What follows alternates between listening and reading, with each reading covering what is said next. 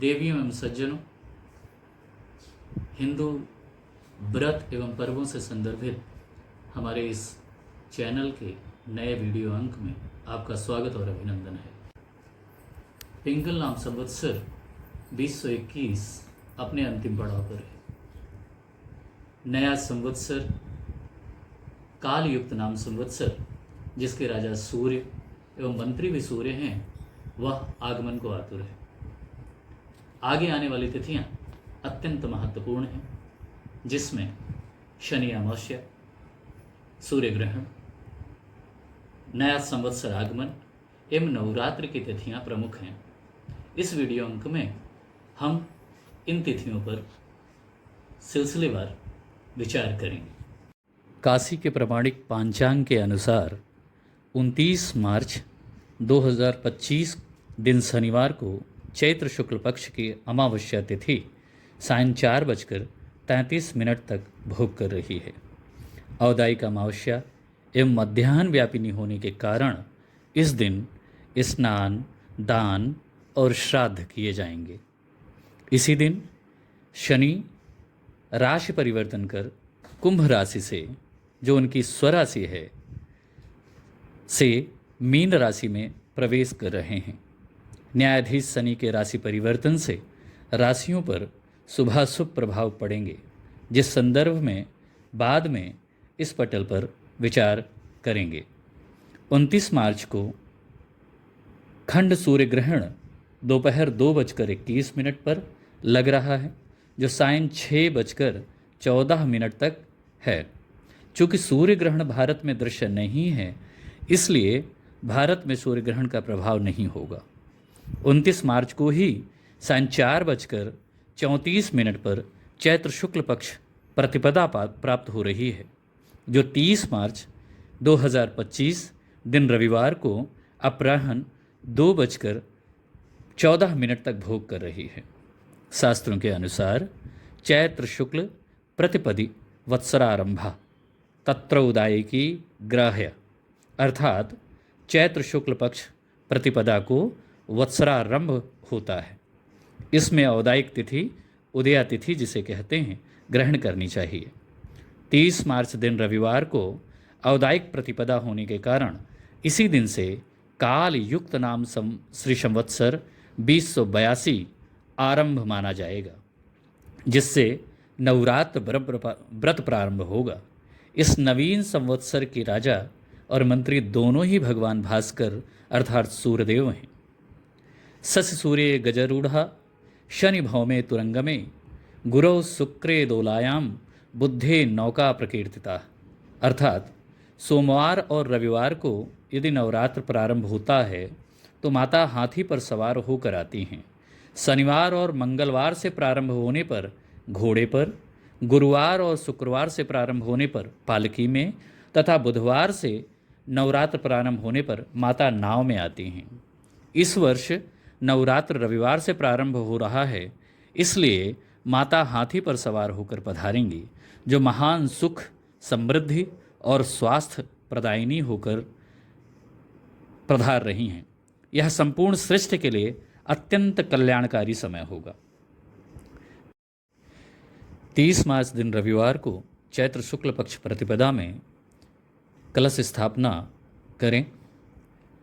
स्थापना सूर्योदय के साथ और प्रतिपदा तिथि भोग करने तक की जा सकती है, परंतु स्थिर लग्न वृक्ष लग्न के रूप में प्रातः 8:17 से प्रातः 10:14 तक है, जिसमें कलश स्थापना करने पर विशेष लाभ होगा।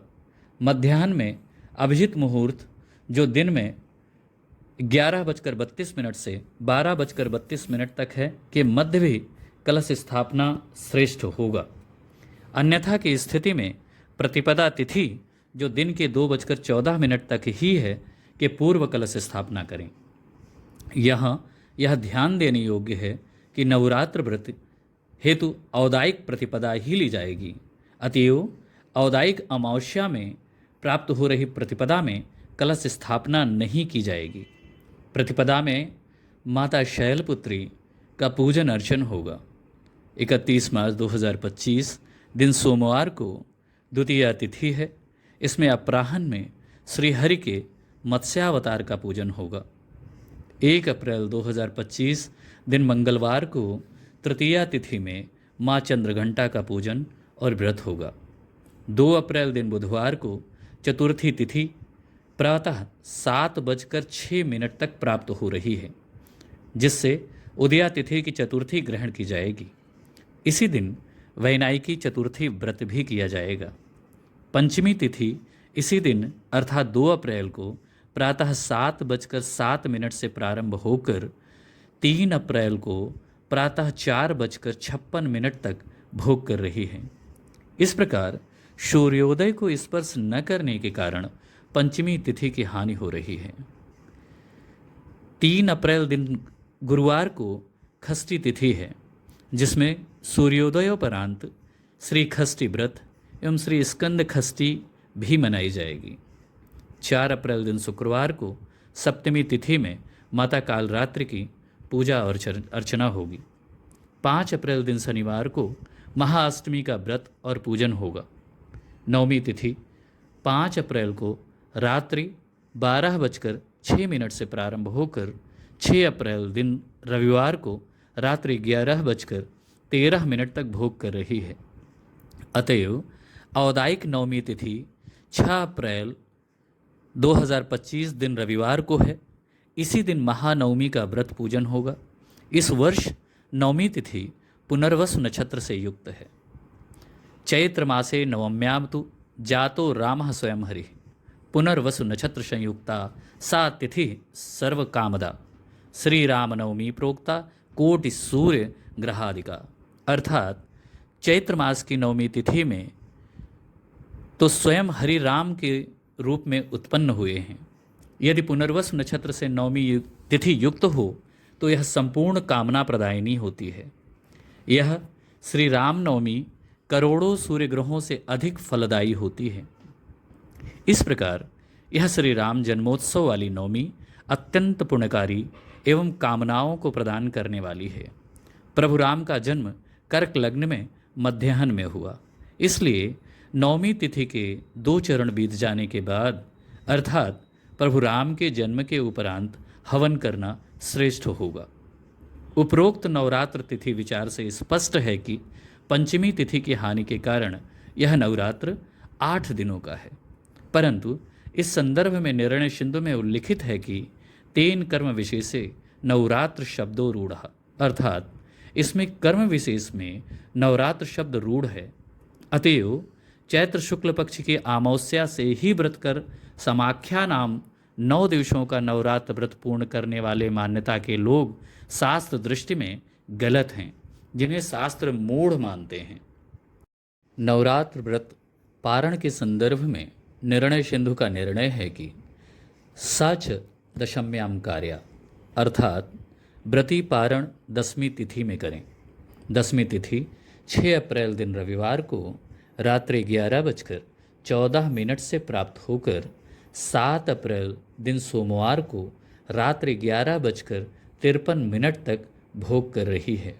अतएव औदायिक दशमी जो 7 अप्रैल दिन सोमवार को है में पारण सूर्योदय के उपरांत सर्वार्थ सिद्ध योग में करें, जो उस दिन प्रातः 9:45 तक है।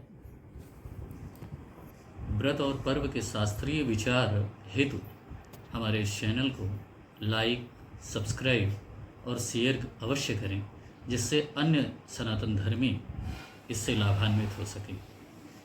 इस वीडियो के अंत में आप सबको भारतीय नववर्ष एवं नवरात्रों के आगमन की अग्रिम शुभकामनाएं।